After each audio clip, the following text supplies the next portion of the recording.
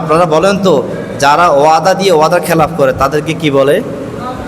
বলেন তাদেরকে কি বলে?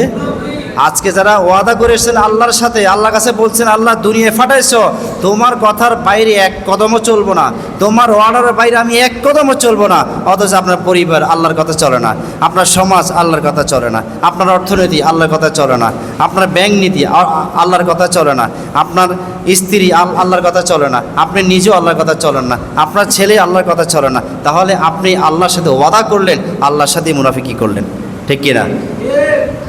আল্লাহর সাথে মুনাফিক। ম্যাক্সিমাম মানুষ আল্লাহর কাছে ওয়াদা করেছে আমি মদ খাবো না, সে আসে মদ খাচ্ছে কিনা? সে আল্লাহর সাথে মুনাফিকি করছে। আল্লাহর সাথে ওয়াদা করেছিল আমি জুয়া খেলবো না, সে জুয়া খেলছে কিনা? সে আল্লাহর সাথে মুনাফিকি করছে। আল্লাহর কাছে ওয়াদা করেছে আমি নামাজ পড়বো, সে নামাজ পড়ে না, সে আল্লাহর সাথে মুনাফিকি করছে। আল্লাহর কাছে ওয়াদা করে এসেছিল আল্লাহর সাথে কাউকে শিরক করবে না, কিন্তু সে এখানে শিরক করতেছে, সে আল্লাহর সাথে মুনাফিকি করতেছে। বিশাল এক বিষয়। এই জন্য আমি বলি মডার্ন যুগের মানুষ এরা ডাইরেক্ট আল্লাহর সাথে যুদ্ধ করে, ডাইরেক্ট আল্লাহর সাথে যুদ্ধ করে। আচ্ছা বলেন তো, আল্লাহর সাথে যুদ্ধ করে কেউ পার পাবে? কে বাঁচতে পারবে? কেউ বাঁচতে পারবে না, কেউ বাঁচতে পারবে না। এই জন্য আমার ভাইরা, আমার বন্ধুগণ,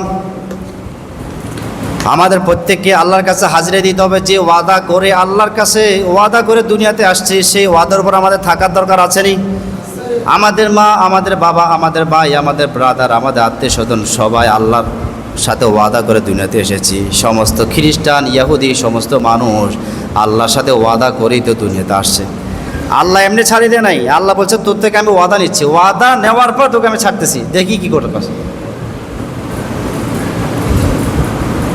ইন্নাল মুনাফিকিনা ফিদ দারকিল আসফালিন।